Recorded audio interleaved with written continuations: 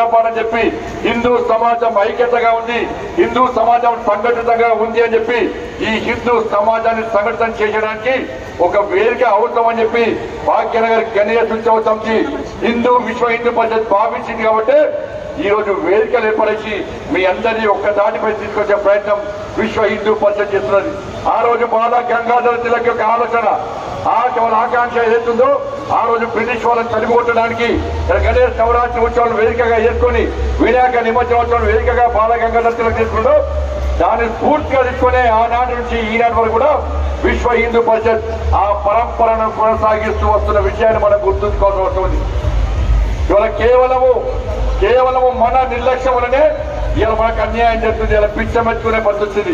ఇలా వినాయక నవరాత్రి ఉత్సవాలకు ఒక్క పైసా అయ్యారు.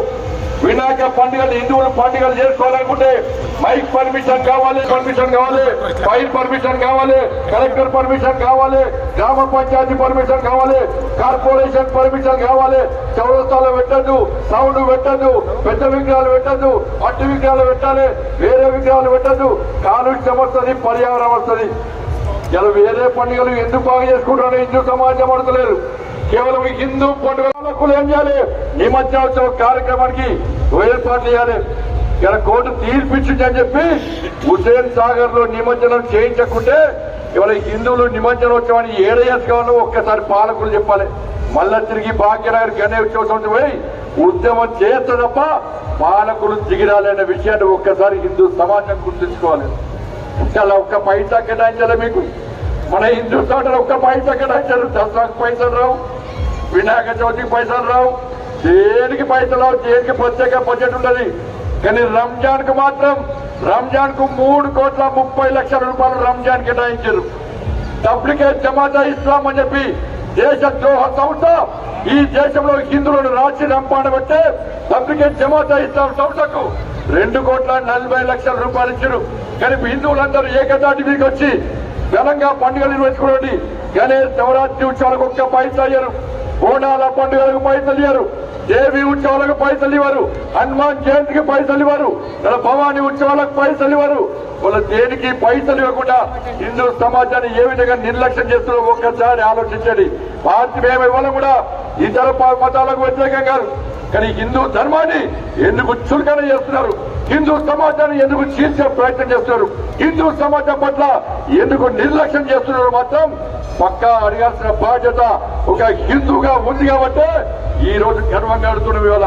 అందుకే పాత బస్తీ మనదే, ఇదే గడ్డ మీద ఎవరైతే ఈ గడ్డ మాది, ఈ ప్రాంతం మాది, ఈ స్థలం మాది, మా పర్మిషన్ తో ఈ స్థలానికి రావాలని చెప్పి ఎవరైతే విడవిండో వారికి సవాలుకు స్వీకరించి ఇదే భాగ్యలక్ష్మి అమ్మవారి సాక్షిగా, భాగ్యలక్ష్మి అమ్మవారి పాదాల సాక్షిగా ఈ గడ్డ మీదకలే జై శ్రీరామ్ భారత్ మాతాకి జైని గర్జించిన విషయాన్ని ఒక్కసారి పాత బస్తీ ప్రజలు ఉంచుకోండి.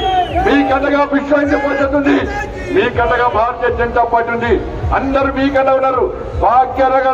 భాగ్యనగర్ ప్రజలంతా కూడా ఇలా పాత బస్తీలోని హిందువులకు అండగా ఉంటారన్న విషయాన్ని గుర్తుంచుకోండి. ఎవరైతే పాత బస్తీని వదిలిపోయారో హిందువులందరూ తిరిగి రండి. మీరు ఈ పాత బస్తీలో మీ ప్రాపర్టీస్ కొనుక్కోండి, మీరు స్వేచ్ఛగా జీవించండి. పాత బస్తీ మాదే, పాత బస్తీ మనదే. అరే ఈ ఓల్డ్ సిటీని న్యూ సిటీ చేసే వరకు కూడా వదిలిపెట్టే ప్రసక్తి లేదు. ఓల్డ్ సిటీని న్యూ సిటీ చేస్తాం, ఓల్డ్ సిటీని అభివృద్ధి చేస్తాం, ఓల్డ్ సిటీకి కంపెనీలు తీసుకొస్తాం, ఓల్డ్ సిటీకి మెట్రో తీసుకొస్తాం. ఓల్డ్ సిటీలో ఎవరైతే ఓల్డ్ సిటీలో ఉగ్రవాదులతో చెట్ట పట్టాలు వేసుకొని తిరిగి ఉగ్రవాదులకు స్థావరంగా మార్చిండో వాళ్ళను పాత బస్తు నుంచి తరిమి కొట్టే వరకు కూడా ఇలా ఊరుకోమన్న విషయాన్ని ఒక్కసారి గుర్తుంచుకోండి. అందుకే హిందూ సమాజం జాగృతం కావాల్సిన అవసరం ఉన్నది. ఈ రోజు పవిత్రమైన పండుగ ఇవాళ విశ్వకర్మ జయంతి, దాంతో పాటు వినాయక నిమజ్జనోత్సవం, దాంతో పాటు ప్రియతమ ప్రధాని నరేంద్ర మోడీ గారి యొక్క జన్మదినం, దాంతో పాటు 17 సెప్టెంబర్ తెలంగాణ విమోచన దినోత్సవం. పవిత్రమైన పవర్ఫుల్ డే ఈ రోజు. కాబట్టి ఈ రోజు ప్రతి హిందువు సంకల్పం చేసుకోవాలి. నేను బతుకున్న 100 సంవత్సరాలు బతకాలని కోరుకోవడం మంచిదే అన్నా, కానీ ఎందుకు బతుకుతున్నామో ఆలోచించుకోవడం ఒక్కసారి. ఇలా మనిషి పుట్టడము చనిపోవడం ముఖ్యం కాదు. నేను బతికిన రోజులు ఈ దేశంలో భారతీయులుగా పుట్టడమే మన అదృష్టం. దానిలో హిందూగా ఉండడం పూర్వ జన్మ సుకృతం.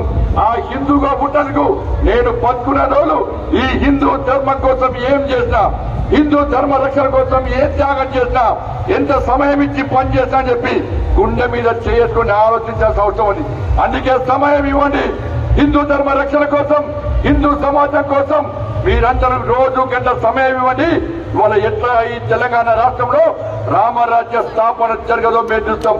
కాబట్టి హిందూ సమాజం అంతా జాగృతమై ఏ కష్టం వచ్చినా, ఏ ఇబ్బంది వచ్చినా కూడా అందరూ సంఘటిత శక్తిగా మారాలని చెప్పి మీ అందరికీ విజ్ఞప్తి చేస్తూ మరొకసారి వినాయక నిమజ్జనోత్సవ సందర్భంగా మీ అందరికీ హృదయపూర్వక శుభాకాంక్షలు తెలియజేస్తూ మీరు మీ కుటుంబాలందరూ కూడా నిన్ను నూరేళ్లు ఆరోగ్యాలతో ఉండాలని చెప్పి, మీ కష్టాలన్నీ తొలగిపోవాలని చెప్పి, ఒక సంస్కారవంతమైన జీవితం గడపాలని చెప్పి ఆ శక్తిని ఆలోచనను ఆ విఘ్నేశ్వరుడు మీకు అందించాలని చెప్పి మనస్ఫూర్తిగా విఘ్నేశ్వరుని కోరుకుంటూ భారత్ మాతాకి జై.